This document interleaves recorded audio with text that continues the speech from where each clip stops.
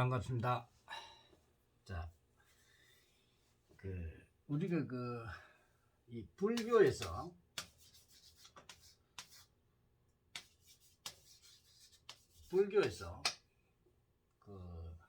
열애장이라는 거 있죠.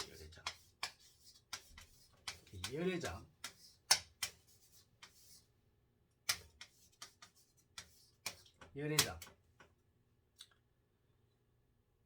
이 열애장을 푸는 게 바로 동양사주학입니다. 이 동양의 이 사주학이 바로 열애를 푸는 방법입니다. 근데 여러분들이 열애장 불교를 믿는 사람은 열애가 이야기하는 이런 걸 알 수 있는데, 기독교나 다른 종교를 믿는 사람 이 열애장에 대해서 잘 몰라요. 스님들이야 공부를 하니까 열애가 뭔지 잘 알고 공부를 하지만은 일반 사람들은 이 열애장은 모릅니다. 이제 스님들이 이거 열애장을 설법을 하는 사람도 있는데, 여러분들이 벌써 열애라고 하는 거는 이 감출장자잖아요. 그게 부처가 감추어져 있다 이 말이거든. 근데 요게 뭐냐면 내 생년월일시에 있다는 겁니다. 요 사주팔자죠. 사주팔자죠. 이 사주팔자가 얼마나 중요하냐면은 내 전생과 현생과 미래 세계까지 이렇게 연결되어 있습니다. 여러분들이 이 생년월일시가 이 바코드인데 이 바코드는 여러분이 타고날 때 이 전생의 이 업장, 이 업으로부터 이 하늘과 땅의 이 대자연의 이 시기와 천기를 받아서 여러분이 태어날 때 이 바코드를 가지고 나옵니다. 그래서 여러분들의 이 생년월일을 딱 분석하면 여러분들이 전생에 어떤 직업을 가졌고 어떻게 살았고 이게 다 나옵니다. 그 전생의 능력으로 현생에서 태어나는 겁니다. 그러면 전생의 능력으로 현생에 태어나는데, 그러면 여러분들이 자기 자신의 이 현생에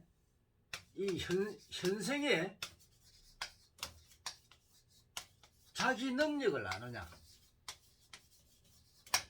모른다는 거예요.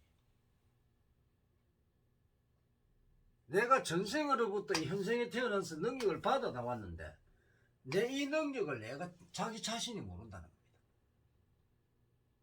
아이가 딱 태어나면 이미 이 현생에 태어날 때 자신의 능력을 딱 가지고 태어난단 말이에요. 그래서 애들을 딱 살펴보면은 애들이 끼가 많잖아요.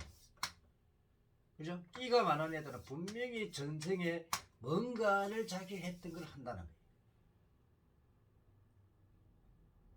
또 좀 명랑한 그런 명랑한 애도 있고 또 순진한 애도 있고 또 겁이 없는 아들도 있고 천차만별이란 말이에요. 그래서 요 능력들을 타고난다는 거예요. 또 어떤 사람은 어떤 애들은 기술이 아주 뛰어나고 기능이 뛰어나고 손재주가 많고, 어떤 애는 뭔가 가르치는 걸 좋아하고, 또 어떤 애는 예술이나 예능에 막 뛰어나가지고 막 이렇게 하고, 또 어떤 애는 노래를 잘하고, 어떤 애는 또 연기를 또 아주 잘하는 애 있고, 각각 틀립니다. 아주 또 운동을 잘하는 아들도 있고, 바쁘게 활동하는 아들도 있고, 순진한 아들도 있고, 전부 다 보면 가지가지 특색이 다릅니다. 그리고 성격도 보면은 이 성격도 보면 전부 다릅니다. 같을 수가 없어요. 아주 매우 중요하죠. 그러면 우리가 이 열애장이라는 것을 알아야 되는데, 이 열애장이라 하니까 뭔가 뭐 부처가 되고 뭐 이런 생각을 하는데, 이 인간은 각 개인마다 이 개개인이 다 부처의 이 열애를 다 가지고 있단 말이에요. 자신 속에 전생의 이 대자연의 에너지와 내 영혼이 하나가 내가 열애로서 존재를 한단 말이야. 그런데 이게 어떤 열애냐? 열애는 열애인데 어떤 열애냐? 부처는 부처인데 어떤 부처냐 이거지. 그래서 이 부처에게 각각의 능력이 있는데, 이 능력이 바로 지금 현 사회에 보면 바로 자기의 적성에 적성. 즉 이거는 사회성이다 이 말이에요. 사회성. 사회를 살아가는데 필요한 능력들이다.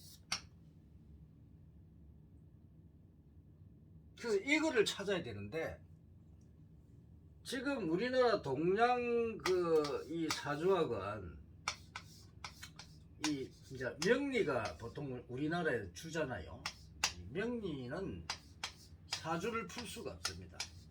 이게 안 됩니다. 근데 이제 한국 사주는 그런대로 사주를 어느 정도 풀 수 있는데 완벽하지 못해요. 또 당사주 같은 거는 이거는 사주법이 아예 아닙니다. 그 내진법이나 이런 거는 점치는 법이고, 육교법이나 이것도 점치는 법이고, 사주법이 아니에요. 그러면 이런 당사주나 내진법이나 육교 이런 쪽으로는 점을 치는데, 점을 치는 것도 뭔가 기본이 되어야 있을까요? 그 기본. 그럼 내를 알락하면 나에 대한 집을 지려면 나의 생년월일이 있어야 된다. 요게 가장 기본입니다. 점을 치도 그래요. 어떤 기준이 있어야 그 기준을 중심으로 해서 점을 칠 수 있겠죠. 그래서 이런 잘못된 우리나라의 사주가 잘못되어 있기 때문에 여러분들의 열애장을 풀 수가 없습니다. 그래서 내가 이 명리 역학, 이 역학을 갖다가 주로 나는 이제 명리학도 공부를 했고, 한국 사주도 공부를 했고, 뭐 당사주도 공부를 했고, 또 뭐 내진법이나 뭐 김은둔갑 이렇게 많은 책을 막 보고 이런 걸 내가 다 공부를 하고 했는데, 이런 책들이 인간을 갖다가 완벽하게 풀 수가 없었어요.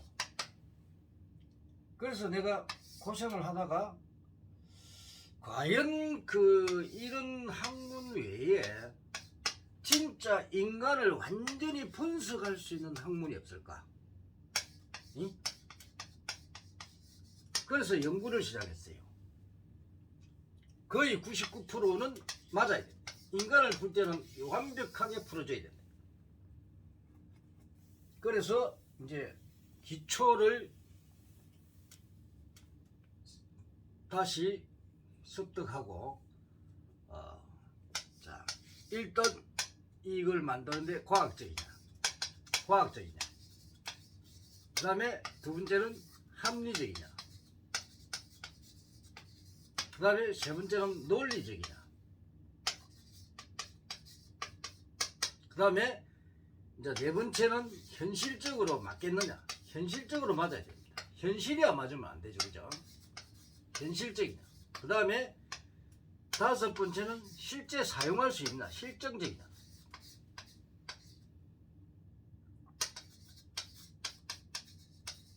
자, 여기에 중점을 두고 연구를 시작해서 인간을 하나하나 분석하기 시작했어요. 그래가지고 기초를 만들고 이 기초에 의거해가지고 이제 다른 학문을 자꾸만 이렇게 대입시켜서 그 학문이 잘못된 것을 내가 스스로 고치고 찾아내고, 그래서 이 천명학이라는 학문을 만들었어요. 이 천명은 아주 중요한 말이죠. 하늘의 명이다, 대자연의 명이다. 그래서 사주인 이 열애장을 완벽하게 분석할 수 있는 학문을 만드는 겁니다. 그래서 이 천명학을 13년이라는 기간 동안에 임상시험을 했어요. 임상시험을 해서 거의 99% 거의 완벽에 가까운 학문으로 만들어 놨다는 겁니다. 어느 누구도 이거를 만드는 사람이 없어요. 세계 70억 인구 중에서 유일하게 이 천명학으로 인간을 분석할 수 있다. 이게 바로 열애장을 푸는 그 학문입니다. 이 열애장을 푸는데 우리 천명학은 동양인이나 서양인이나 할 것 없이 다 풀 수가 있습니다. 우리 동양 철학은 이 동양에만 국한이 됐지 서양은 풀 수 없어요. 그러나 우리 이 천명학은 바로 동서양을 가리지 않고 모든 인간을 다 풀 수가 있다는 겁니다. 매우 중요하죠. 흑인이든 백인이든 황인이든 관계가 없다는 겁니다. 그래서 우리가 열애장은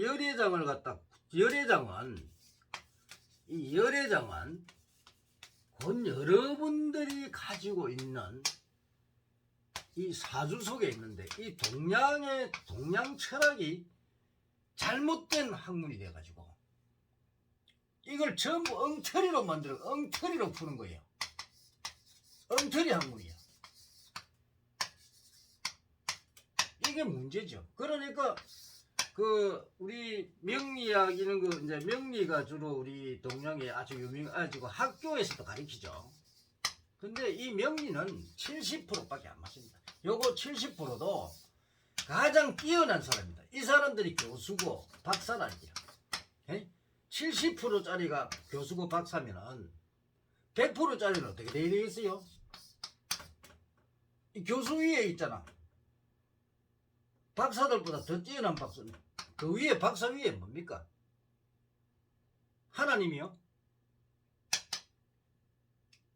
이런 사람이 교수라고 철학을 가르치고 있다. 그래가 사주학을 가르치고 있어요. 이런 거 잘못 가르치면 이 사람들이 사회에서 사기치면서 사기꾼밖에 안 돼요. 이 사기꾼 가르치려고 이 젊은 아들을 가르쳐요? 그건 말이 안 되는 소리지.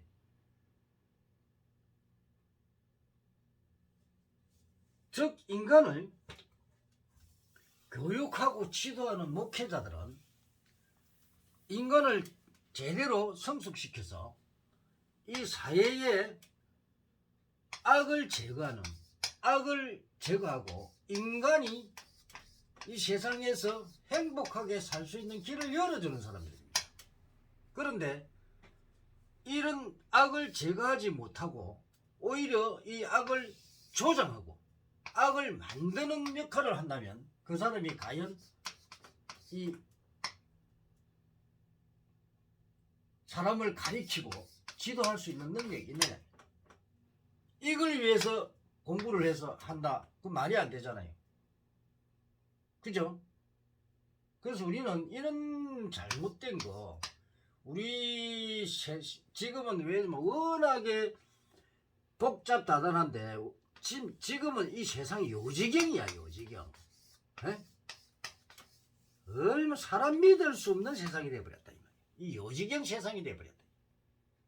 그래서 보면 좀 답답합니다. 그렇다고 내가 이 천명학을